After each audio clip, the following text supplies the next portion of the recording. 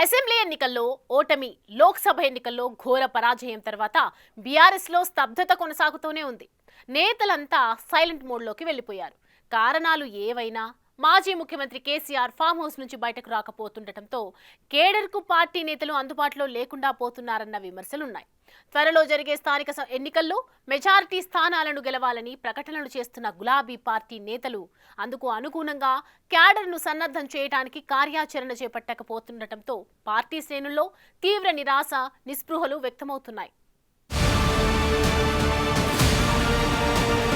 తెలంగాణలో త్వరలో జరగబోయే స్థానిక సంస్థల ఎన్నికలు బీఆర్ఎస్ కు పెను సవాల్గా మారాయి. గ్రామస్థాయిలో నేతలంతా పోటీ చేసే అభ్యర్థిపై ఏకాభిప్రాయానికి రావాలని గులాబీ పార్టీ పెద్దలు ఆదేశాలిచ్చారు. అయితే ఇప్పటి వరకు గ్రామస్థాయిలో నేతల మధ్య ఉన్న అగాధంను పూడ్చేందుకు పార్టీ ఎలాంటి ప్రయత్నాలు చేపట్టలేదు, పార్టీ నేతల అభిప్రాయాలు తీసుకోలేదు. ఈ తరుణంలో స్థానిక సంస్థలో పోటీ చేసే అభ్యర్థితో ఆయా వర్గాలు ఎలా కలిసి పనిచేస్తాయి అనేది పార్టీ క్యాడర్లోనే చర్చకు దారితీస్తోంది.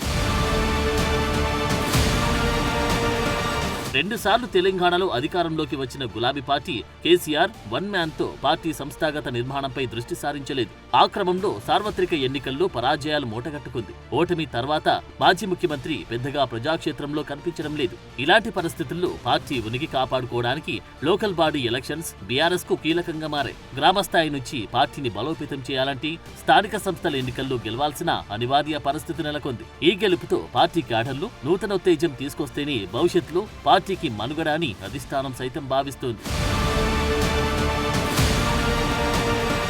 అందుకు అనుగుణంగా ప్రణాళికలు రూపొందించి ప్రయత్నాలు చేస్తోంది. అందులో భాగంగానే మండలాల వారీగా ముఖ్య కార్యకర్తల సమావేశాలు నిర్వహిస్తుంది. కానీ గ్రామస్థాయిలో ఉండే నేతలు, ద్వితీయ శ్రేణి నాయకుల అభిప్రాయాలు మాత్రం తీసుకోవడం లేదని పలువురు బహిరంగంగానే అభిప్రాయం వ్యక్తం చేస్తున్నారు. అసలు పార్టీలో ఏం జరుగుతుందో తెలియదు, కానీ గెలవాల్సిందేననే ఆదేశాలిస్తే ఎలా విజయం సాధిస్తారనే ప్రశ్నలు సంధిస్తున్నారట.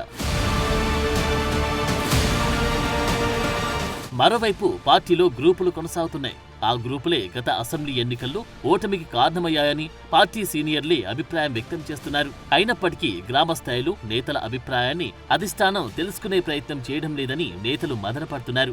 ఈ తరుణంలోనే స్థానిక సంస్థల ఎన్నికలు రాబోతూ ఉండడంతో ఎలా నేతల మధ్య సమన్వయం కుదురుతుంది అనేది ప్రశ్నగా మారింది. పోటీ చేసే అభ్యర్థికి వ్యతిరేక గ్రూపులు ఎలా సహకరిస్తాయి అనేది సమాధానం లేని ప్రశ్నగా మారిందంటున్నారు. గ్రామస్థాయి నుంచి రాష్ట్ర స్థాయి వరకు పార్టీ కమిటీలు లేవు. కేవలం అధ్యక్షులను మాత్రమే బీఆర్ఎస్ అధిష్టానం నియమించింది. ఏళ్ల తరబడి కమిటీలు పూర్తి స్థాయిలో లేకపోవడంతో పార్టీ కోసం పనిచేస్తున్న కార్యకర్తలు, నాయకులు అసంతృప్తితో ఉన్నారనే చర్చ నడుస్తోంది. ఏ పదవి లేకుండా పార్టీలో ఎలా పనిచేయాలని క్యాడర్ ప్రశ్నిస్తుందట.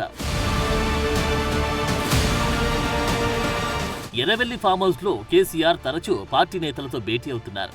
నేతల మీటింగ్లో ఏ అంశాలు చర్చిస్తున్నారు అనేది బయటకు చెప్పకపోయినా కేసులు, ప్రాజెక్టులపై చర్చ, విచారణ కమిషన్లను ఎలా ఎదుర్కోవాలి, పార్టీ మారిన ప్రజాప్రతినిధులపై ఎలా ఫైట్ చేయాలి అనే అంశాలపైనే చర్చ జరుగుతున్నట్లు నేతలు ఆఫ్ ద రికార్డ్ గా చెప్తున్నారట.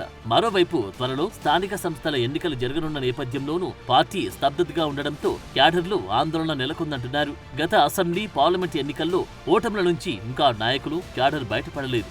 వారిలో జోష్ నింపేందుకు పార్టీ సైతం ఎలాంటి కార్యాచరణ ప్రకటించకపోవడం గందరగోళాన్ని పెంచుతుందట.